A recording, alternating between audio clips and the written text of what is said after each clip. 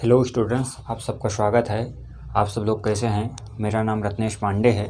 आज हम लोग पढ़ेंगे क्या, inverse of matrix. Class 12th की मैट्रिक्स पढ़ रहे थे, अब व्यू पढ़ रहे थे, तो उसमें पढ़ना क्या है, इनवर्स ऑफ मैट्रिक्स। तो इनवर्स ऑफ मैट्रिक्स को कैसे फाइंड करते हैं, इनवर्स ऑफ मैट्रिक्स को फाइंड आउट कैसे करते हैं, उसको आज हम देखते हैं। तो आइए देखते हैं। तो इनवर्स मैट्रिक्स क्या होता है, ये किस में फाइंड होगी, ये स्क्वायर मैट्रिक्स में फाइंड होगी। किस में फाइंड होगी? स्क्वायर मैट्रिक्स होना चाहिए। क्या होना चाहिए? स्क्वायर मैट्रिक्स, यानी वर्ग अवयव होना चाहिए। इसको हम डिनोट किससे करते हैं ए इनवर्स से हम इसको डिनोट करते हैं, ए की पावर -1 से हम किसको डिनोट करते हैं। और इसको निकालने के लिए एक फार्मूला होता है 1 डिटर्मिनेंट ऑफ ए, और क्या होता है, एडजॉइंट।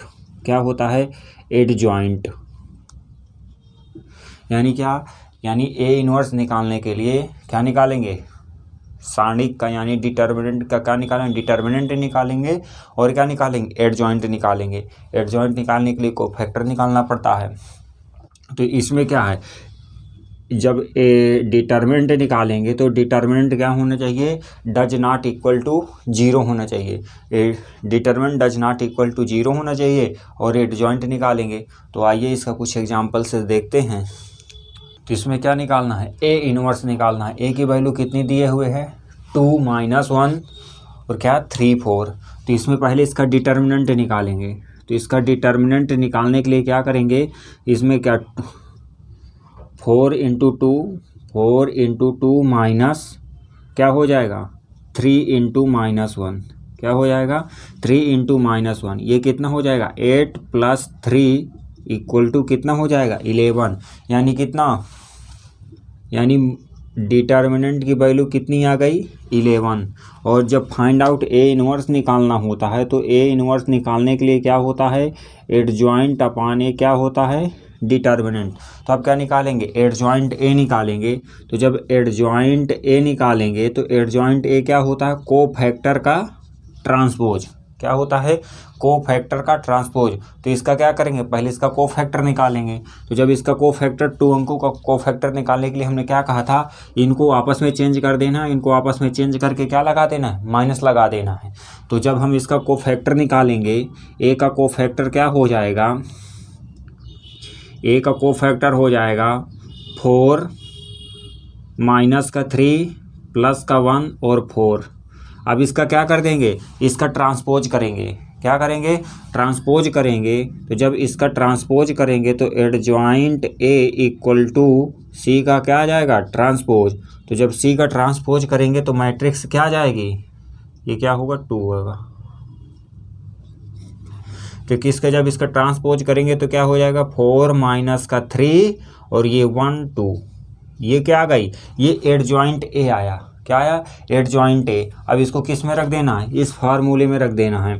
तो जब फार्मूले में रख देंगे तो क्या हो जाएगा, A inverse = adjoint A upon minus का क्या हो जाएगा, यानी अपान डिटर्मिनेंट। तो इसमें क्या हो जाएगा, इसको लिख सकेंगे 1/11 इंटू क्या हो जाएगा 4 1 - 3 और 2। ये क्या आ जाएगा, इसका इनवर्स आ जाएगा। क्या आ जाएगा, इसका इनवर्स आ जाएगा। इनवर्स निकालने के लिए पहले क्या करते हैं, पहले क्या निकालते हैं, डिटर्मिनेंट निकालते हैं। डिटर्मिनेंट क्या होना चाहिए, डज नॉट इक्वल टू 0 होना चाहिए। क्या, जो डिटर्मिनेंट आना चाहिए वो डज नॉट इक्वल टू 0। यदि 0 आ जाएगा तो पूरी वैल्यू क्या आ जाएगी, इन्फिनिटी में आ जाएगी। तो इसीलिए डज नॉट इक्वल टू 0 आना चाहिए। फिर इसके बाद उसका क्या निकालेंगे, एडजॉइंट। एडजॉइंट निकालने के लिए क्या, सारणिक यानी जो अवयव दिए हुए हैं उसका कोफैक्टर करेंगे। कोफैक्टर करके उसका ट्रांसपोज कर देंगे तो क्या आ जाएगी, एडजॉइंट आ जाएगी। जब एडजॉइंट आ जाएगी तो रख देंगे वैल्यू, इनवर्स आ जाएगी। अब 3 × 3 की देखते हैं। अब इसमें क्या है, एक सारणिक दिए हुए, यानी एक अवयव दिए हुए हैं। अवयव में क्या है 8 4 2 2 9 4 1 2 8। इसका क्या निकालना है, इनवर्स निकालना है। इनवर्स निकालने का फार्मूला क्या होता है, ए इनवर्स = क्या होता है 1 डिटर्मिनेंट इक्वल, यानी क्या हो जाएगा ए, और क्या होता है एडजॉइंट। तो या तो बोल सकते हैं एडजॉइंट अपान ए डिटर्मिनेंट की वैल्यू। तो क्या होगा, डिटर्मिनेंट क्या होना चाहिए, ए डज नॉट इक्वल टू क्या होना चाहिए 0 होना चाहिए। तो पहले क्या निकाल लें, पहले इसके डिटर्मिनेंट निकाल लेते हैं। तो डिटर्मिनेंट ए निकालने के लिए क्या करें, डिटर्मिनेंट ए निकालने के लिए हम क्या इसका डिटर्मिनेंट निकालेंगे। तो पहले 8, इसमें क्या बचेगा 9 4 2 8, फिर क्या है माइनस, माइनस में 4, फिर क्या लेंगे 4, तो क्या फर्स्ट रो सेकंड कॉलम छूटेगा, क्या बचेगा 2 4 1 8, फिर प्लस 2 लेंगे तो क्या हो जाएगा फर्स्ट रो और थर्ड कॉलम छूटेगा, तो कितना बचेगा 2 9 1 2।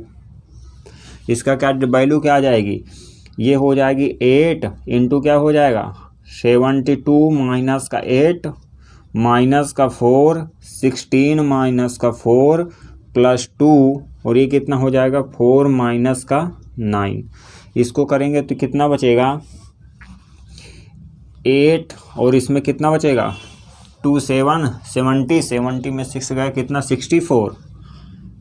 64 माइनस इसमें कितना बचेगा 12 प्लस का 2 माइनस का कितना 5। अब इसमें क्या करेंगे मल्टीप्लाई कर दें, तो जब मल्टीप्लाई करेंगे तो कितना आ जाएगा 8 चौको 32 8 छंग 48 48 3 51 512 माइनस का 12 चौको 48 माइनस का 10 इक्वल टू करेंगे तो कितना हो जाएगा 512 माइनस का इसमें कितना हो, दोनों जोड़ देंगे तो कितना बचेगा 58। तो डिटर्मिनेंट की वैल्यू कितनी आ जाएगी 512 में 58 घटा देंगे तो कितना बचेगा, डिटर्मिनेंट आ जाएगा 454 डज नॉट इक्वल टू 0, यानी डिटर्मिनेंट की वैल्यू कितनी आ गई, डिटर्मिनेंट की वैल्यू 454 आ गई। अब इसमें क्या निकालेंगे, इसका कोफैक्टर निकालेंगे। C11 निकालने के लिए -1 की पावर 1 + 1, C11 में क्या बचेगा ये 9 4 2 और 8, इसका कितना आ जाएगा -1 की पावर 2 72 माइनस का कितना 8, कितना हो जाएगा, ये हो जाएगा 64, कितना हो जाएगा 64। फिर ये C12, जब C12 में क्या फर्स्ट रो और सेकंड कॉलम यानी क्या 1 + 2 फर्स्ट रो और सेकंड कॉलम छूटे, कितना बचेगा 2 4 1 8 बचेगा। तो इसमें कितना आ जाएगा, इसका आ जाएगा -1 की पावर 3 और 8 माइनस का 4 इक्वल टू कितना बचेगा, नहीं 16 माइनस का 4 यानी माइनस का कितना 12। फिर क्या है C13 में क्या थर्ड कॉलम फर्स्ट रो छूटेगा, क्या थर्ड कॉलम फर्स्ट रो छूटेगा तो कितना बचेगा 1 2 9 और 1 2, कितना हो जाएगा -1 की पावर 4 माइनस का 9 इक्वल टू कितना -5। फिर क्या करेंगे, फिर C21 में सेकेंड रो और फर्स्ट कॉलम छूटेगा, -1 की पावर 2 + 1 सेकेंड रो और क्या फर्स्ट कॉलम छूटेगा, कितना बचेगा 4 2 2 8, कितना हो जाएगा -1 की पावर 3 32 माइनस का 4, कितना हो जाएगा -48। फिर क्या C22, जब C22 निकालेंगे तो कितना हो जाएगा -1 की पावर 2 + 2 सेकंड कॉलम और सेकंड रो छूटेगा तो कितना बचेगा 8 2 1 8, कितना हो जाएगा -1 की पावर 4 64 माइनस का 2 यानी कितना 62। फिर क्या है 23 में क्या हो जाएगा 2 +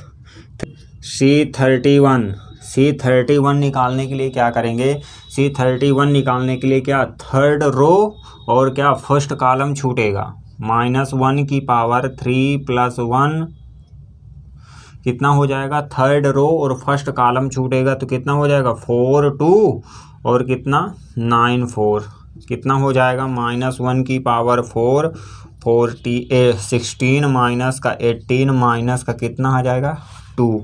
फिर क्या है C32 निकालने के लिए -1 की पावर 3 + 2 यानी सेकंड कॉलम थर्ड रो छूटेगा तो कितना बचेगा 8 2 2 4, कितना -1 की पावर 5 यानी 32 माइनस का 4 कितना बचेगा -2। 28। अब इसके बाद एक बचा है, तो एक को यहाँ पर निकाल लेते हैं। एक को निकालने के लिए क्या है 33, तो -1 की पावर 3 + 3, और इसमें क्या थर्ड कॉलम थर्ड रो छूटेगा 8429, तो इसमें -1 की पावर 6, 7 माइनस का 8, ये कितना बचेगा, ये 60 बचेगा, 64 कितना बचेगा। इसमें 23 में क्या करेंगे, इसमें क्या हो जाएगा 8 4, ये थोड़ा गलती हो गया था, कितना हो जाएगा 16 माइनस का 4 कितना आ जाएगा माइनस का 12 हो जाएगा। एडजॉइंट ए इक्वल टू क्या होता है कोफैक्टर का ट्रांसपोज, तो C11 कितना है, C11 64, C12 माइनस का 12 माइनस का 5, और क्या 21 कितना है 28, 22 62, फिर क्या है ये है माइनस का 12, और फिर क्या है 31 कितना है माइनस का 2 माइनस का 28, और क्या है ये कितना है ये है 64। अब इसका क्या कर देंगे, इसका ट्रांसपोज करेंगे। क्या करेंगे, अब इसका ट्रांसपोज करेंगे। एडजॉइंट ए आया, तो एडजॉइंट ए की क्या निकाल लेंगे, इसका ट्रांसपोज कर देंगे तो कितना आ जाएगा 64 माइनस का 12 माइनस का 5 माइनस का 28, 62 माइनस का 12 माइनस का 2 माइनस का 28 और माइनस का 64। ये क्या आया, ये एडजॉइंट ए। यानी ट्रांसपोज करने पे क्या होता है, रो को स्तंभ में, स्तंभ को रो में लिख देते हैं। अब इसको क्या लिख दें, इनवर्स में लिख दें, तो इनवर्स ए इक्वल टू क्या हो जाएगा 1 कितना आया था, डिटर्मिनेंट की वैल्यू कितनी आई थी 454 454, तो कितना हो जाएगा यानी 64 माइनस का 28 माइनस का 2 माइनस का 12, 64 माइनस का 28, 64 माइनस का 12 माइनस का 5, ये क्या आ जाएगा ए, इसकी इनवर्स आ जाएगी। क्या आ जाएगी, ए इनवर्स आया।